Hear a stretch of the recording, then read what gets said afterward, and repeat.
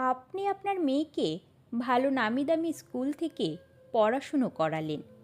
কি ভাবলেন মেয়ে আপনার এম্পাওয়ার্ড হলো? আজ্ঞে না। আপনার মেয়ে পড়াশুনোয় অত্যন্ত মেধাবী। ইঞ্জিনিয়ার, ডাক্তার, প্রফেসর কিংবা অ্যাডমিনিস্ট্রেটর। সামাজিক সম্মান, প্রতিপত্তি বিশাল ব্যাপার। ভাবলেন, হ্যাঁ, এইবার মেয়ে আমার এম্পাওয়ার্ড হলো। আজ্ঞে না। আপনার মেয়ে খাসা চাকরি পেল, মাসের শেষে 6 সংখ্যার মাইনে। ভাবলেন, ও, ফাটাফাটি ব্যাপার, মেয়ে আমার অসম্ভব এম্পাওয়ার্ড। বিশ্বাস করুন, ব্যাপারটা ঠিক অত সহজ সরলও নয়। এবার আপনি বিরক্ত হয়ে পুরো কুঁচকে ভাবছেন, তাহলে ভালো শিক্ষা, চাকরি, সামাজিক সম্মান, অর্থ এগুলো কি ফালতু নাকি? কটা মেয়েরই হয়। হ্যাঁ, তা তো ঠিক কথা।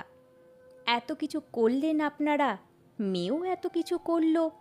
এই মেয়ে এম্পাওয়ার্ড নয় তো আর কে এম্পাওয়ার্ড? তাহলে শুনুন, একটা ছোট্ট গল্প বলি। বছর 10 আগের কথা। আমার এক বন্ধু, বিত্তশালী বাবা মায়ের একমাত্র কন্যা সন্তান, অপূর্ব সুন্দরী, শান্ত স্বভাবের। ভারতবর্ষের সেরা বিশ্ববিদ্যালয় থেকে পিএইচডি করে কলকাতার একটি নামকরা ইউনিভার্সিটির অ্যাসিস্ট্যান্ট প্রফেসর তখন। বিয়ে হলো কলকাতার এক বনিদি বাড়ির একমাত্র ডাক্তার ছেলের সাথে, বাবা মায়ের পছন্দ অনুযায়ী। আমরা হই হুল্লোড় করে বিয়ে খেয়ে এসেছি কয়েক বছর আগে। তেনার একটি ফুটফুটে মেয়েও হয়েছে শুনেছি। তো সেই 10 বছর আগে দুজনের হঠাৎ দেখা হলো একটি কনফারেন্সে গিয়ে।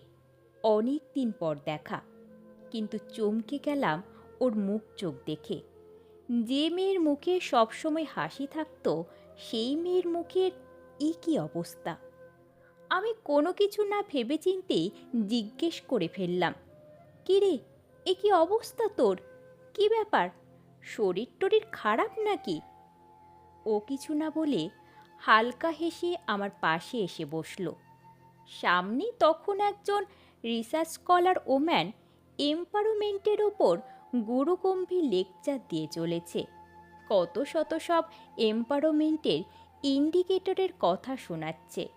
হঠাৎ পাশ থেকে হেসে আমার বন্ধুটি আস্তে করে বলে উঠল, জানিস তো তিস্তা, আমার থেকে মানিকতলা মাছের বাজারের উমাদি, যার থেকে আমি রোজ সকালে মাছ